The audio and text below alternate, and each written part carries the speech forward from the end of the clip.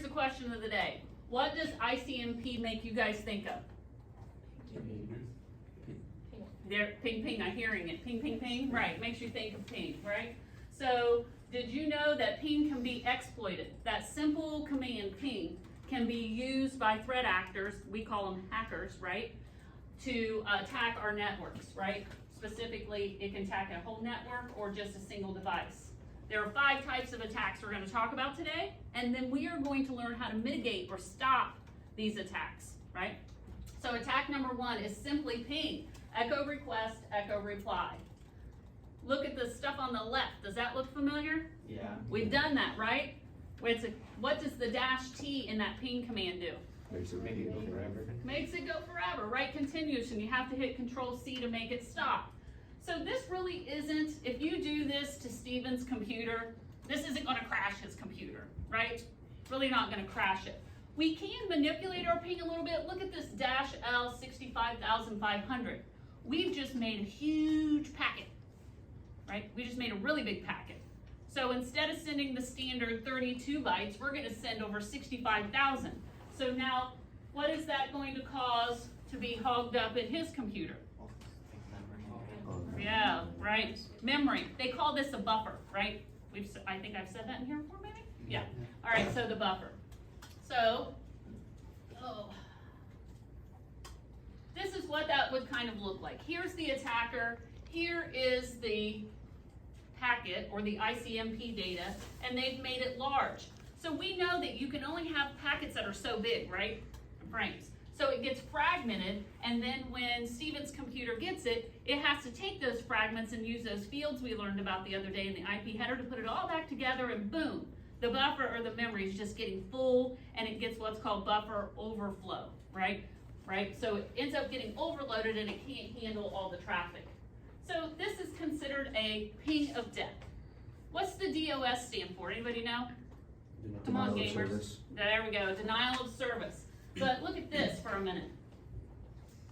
Now we have a DDoS. What's that extra D stand for? Anybody in here know? Distributed. So instead of the attacker attacking you, me pinging Steven over and over and over again and trying to bring down his device, his gaming console, his server, right? Instead of that, look at this picture. This is step 1. Here's the attacker, and this is Ohio State University, and this is step 2. What is going on here? The guy's getting like all the things sent back to Okay, who is? the victim. So, like, oh yeah. What's going on here with OSU? Here you are at OSU sitting at a computer. It's getting pinged, and who is it then, right, replying to? Everyone's replying to The victim. This is Huntington Bank server. This is Ohio Health server with patient data on it. This is Nationwide server with insurance information on it. They're trying to attack that server, right, or that victim, whoever it may be, right, because they're getting an echo request and they're replying. All of them are replying to this one server. The server's like, whoa, why am I getting all these replies? I didn't send a request. You guys get it? So the attacker has spoofed their address, right? And said, no, don't send it back to me, send it to them, right? So the source address has been changed. That is referred to as amplification and reflection, which we'll talk about another time. All right, attack number 2. Destination host unreachable. How many of you have gotten that? Everybody's hand just went up, right? So this is you, right, trying to ping another device, that's the destination, and who is this over here responding? Who's telling you that destination host is unreachable? The router. The router, right? So you've just taken up your resources, right, the computer that's pinging, as well as your router's resources. If we look at that in Wireshark, here is the beautiful spoofed address, right, from the attacker. That's not really their address. Here's poor you, and here's your poor router saying unreachable, unreachable, unreachable, unreachable, right? And that just keeps going on and on and on, right? So you could use a simple tool like Wireshark to see something like that going on. In year 3 and 4, you guys are going to get an opportunity to use Linux and Linux commands. So Linux is an open source operating system, and we could download a tool called hping. And with hping, we can say, my source address is this. Lies, right? So we can spoof our source address. That's a lot harder to do with just a command prompt and ping. But with this, it's super easy, right? Attack number 3, masked reply. When you hear subnet mask, right, we all know what that is. Heads shaking, yep. All right, so you can pay for, this would cost money, so I didn't download it. NetScan tools is just one example of a tool you can buy on the internet to create what they call queries or questions. Hey, I want to ask the router a question. What's the subnet mask for the networks on your router? And they send back, the router says, hey, here's subnet mask. Well, then you just told the hacker all your host addresses and the networks they belong to, right? So this is what's called recon or reconnaissance, gathering information that you can use, right, to do a denial of service, right, or to collect information, right? You can mitigate this on Cisco routers with a simple no IP mask reply. So if a router gets a request from a hacker, they just say, no, we don't need to reply to that. Attack number 4, redirects, right? So here's you. You want to go out here to this device, this server on the internet. So your default gateway is here. You go through the switch, you go through the edge router, out to the internet you go. This router says, that's stupid. Why are you going through me? You should just go down here. We are both connected to the same switch, both as routers. So I'm going to send you an update that you can put in the computer's routing table to say, no, I'm just going to go the quicker way. How could a hacker exploit that? You can make it go in a loop. Could make it go in a loop. How could they exploit that? They could redirect it to their router. Yeah, we go. Themselves. They're playing. They're pretending they're a router, right? They could redirect it to them. Look at your packets, analyze your packets and everything you're doing, and then send it on to your default gateway, and you never know. Does anybody have a clue what that kind of attack is called? We've got an ICMP redirect attack, creating what's called a man-in-the-middle attack, right? You don't even know it's happening. They're in the middle, collecting all your data and sending it on, right? So you have 2 types of attacks going on there. All right, and the last attack is router discovery. So when you turn a computer on, you think of DHCP, right? Everybody's learned how to configure that. So your computer can send out a message and say, hey, router, where are you? Where's my default gateway? And your routers can, on your network, can respond and say, hey, I'll be your default gateway. This is called router solicitation, your computer soliciting for a router, and router advertisements come from the routers telling you, hey, join me. What could be a problem there? Zoe, you were on it earlier. What'd she say? Somebody else? Steven? They could bring it to their router. Yes. And then send it on to the correct router. Again, man in the middle. Or never send it on to the correct place and you have no access to get off your network. So a lot of things could happen negative with that as well. So how are we going to mitigate that, right?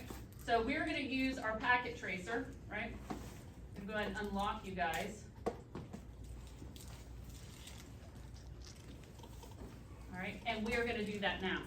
So the way we're going to do this is we're going to say PC1, right? I could prove it to you, but in sake of time, I'm just going to tell you this PC can ping this server. They can get into the files on this server through FTP, and they can also look at a website that's on that server. But we don't want PC1 to be able to look at the files, and we don't want them to be able to ping that server. So we're going to create a filter. So click on your router. Go to the CLI, and let's get into global config. All right, and here we go. So I gave you guys a little cheat sheet there since you've never written an ACL before, right? Everybody got one of those? All right, so we ready? So we're gonna say access list, and you can use your tab like Hayden asked earlier, 100, right? And we are going to do, pings. We'll deal with the ping first. ICMP, right? That's the protocol. And the host that we want to block right? Our source is 172.22.34.66. And the destination we wanna block it from is host 172.22.34.62. Who's that? The server, right? So you've got the protocol that we're working with is the ping protocol. We consider the ping, we call it ping, but ICMP. The source is the computer. The destination is the server. And at the end, we have to say, what can't they do? They cannot send an echo. So they cannot ping. Oh, got a typo. What'd I miss on the little cheat sheet? Echo. You missed deny. Denied. Oh, that might help, huh? Thank you, guys. So, deny right here. Yeah. There we go. So we're gonna deny them the ability to ping. Boom, check. Next, we wanna deny them the ability to look at files. So access list 100, don't forget the word deny. The protocol for looking at files, right, is TCP. We have the same source host, the same destination, which is the server, so the source is PC1, the destination is the server. And now it gets a little weird. This is where the question mark is handy, even though I'm just gonna tell you what to put here, you wanna say equal to FTP. So we're gonna deny access to files on that server. It's on the paper, right? So if you can't see up the screen or you're having trouble following, just use your little cheat sheet since it's your first time. Everybody good? All right, so where is the traffic from PC1 coming in on the router? G0/0. G00. So let's get on G00 and let's say, hey, use access list 100 to block the traffic, right? So we're gonna say, what is it? IP access group 100 in, any traffic coming in. Now something you wouldn't know, right? But I'm gonna give you a little hint, it's on the paper. I didn't type a third line that was in the access list. What's that one say? Access list doesn't want hard to. Yes. ACLs are tricky because what happens is I just put 2 lines in my ACL, deny pinging and deny looking at files. But it's gonna deny everything. Is that not weird? Once you create the ACL, it's assumed all traffic is denied. So there's a third line that you can't see called an implicit deny. So we're gonna have to add that line you just said, or that computer's not gonna be able to do anything. It won't even be able to look at the website. So let's add that back. So I'm gonna exit off the interface, right? And access list 100, what'd you guys say? Permit, IP, any source, any destination. So these are the only 2 things that'll be denied, anything else will be allowed. So how can we test that? We get So- it from them, Yeah, try to see the website, try to ping. So let's go and let's try to ping.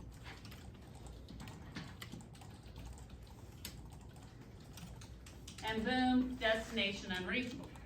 Ping is not working. Let's go to PC2. Can I ping from there? Is there a problem with the server?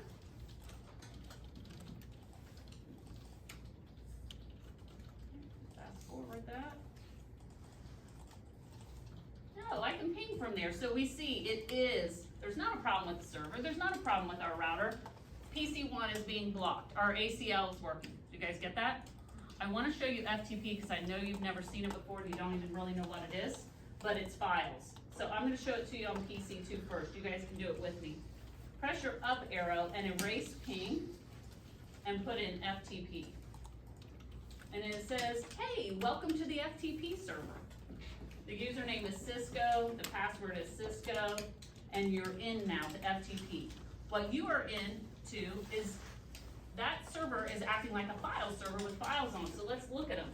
Type dir for directory, and you can see all the files stored on there that you have access to.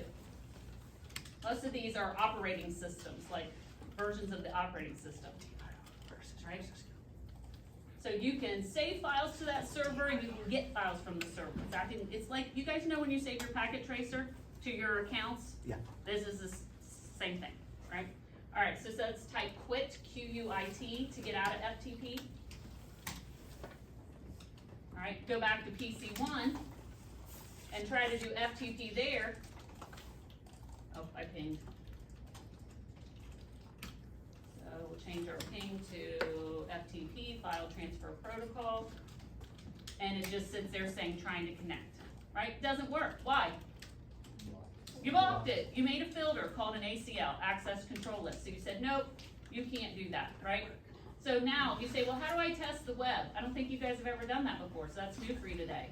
Click this little X right here on the command prompt, not the big one. And see right here on the right, it looks like space, it says HTTP web browser. Click that once.